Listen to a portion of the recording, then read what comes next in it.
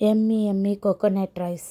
ఇది మనము చికెన్ కర్రీతో తినచ్చు, మటన్ ఫ్రైతో తినచ్చు. నాన్ వెజ్ వాళ్ళే కాదు, వెజిటేరియన్స్ కూడా ఎంతో కమ్మగా హాయిగా అసలు నోటికి అసలు మౌత్ ఫీలింగ్ చాలా బాగుంటుంది ఈ కోకోనట్ రైస్ తింటే. మీరు ఆ ఫీలింగ్ అనుభవించే ఉంటారనుకుంటున్నాను. ఏం లేదండి, సింపుల్ కుక్కర్ పెట్టేసేసుకొని దానిలో మసాలా దినుసులన్నీ ఆయిల్లో లైట్గా ఫ్రై చేసుకొని, ఆనియన్స్ మరీ గోల్డెన్ బ్రౌన్ కలర్ అవసరం లేదు, కొంచెం ఫ్రై అవుతే చాలు.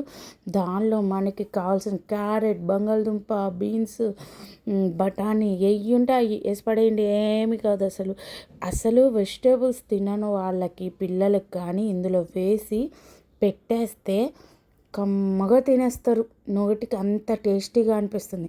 ఇంకా ఒక గుప్పెడు పుదీనా, గుప్పెడు కొత్తిమీర, కరివేపాకు కొంచెం వేసేసేసి లైట్గా ఫ్రై చేసి ఆ ముక్కలకి ఆ టేస్ట్కి సరిపడంత ఒక 2 or 3 స్పూన్స్ అల్లం వెల్లిగడ్డ పేస్ట్ వేసేసుకున్నామనుకో సూపర్ టేస్ట్ ఉంటుంది. ఇంక దాని తర్వాత ఏముంది, తగినంత సాల్ట్.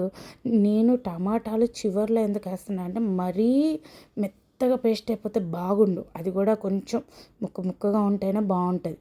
ఎమ్మటే కలిపెట్టేసుకొని మంచి కమ్మగా తీసుకున్న పాలు, కొబ్బరి పాలని మంచిగా వేసుకొని, అది చూడండి ఎంత బాగా అసలు చక్కగా వాటర్ మొత్తం బాయిల్డ్ అయిపోయినాయి కదా, వేసుకొని తగినంత రైస్ వేసేసుకొని మీకు కావాల్సినంత కుక్కర్ పెట్టుకొని 3 విజిల్స్, ఎక్కువ కూడా తెచ్చుకోకూడదు. ఎక్కువ తెచ్చినా కూడా అంచు అడుగున మాడిపోతుంది.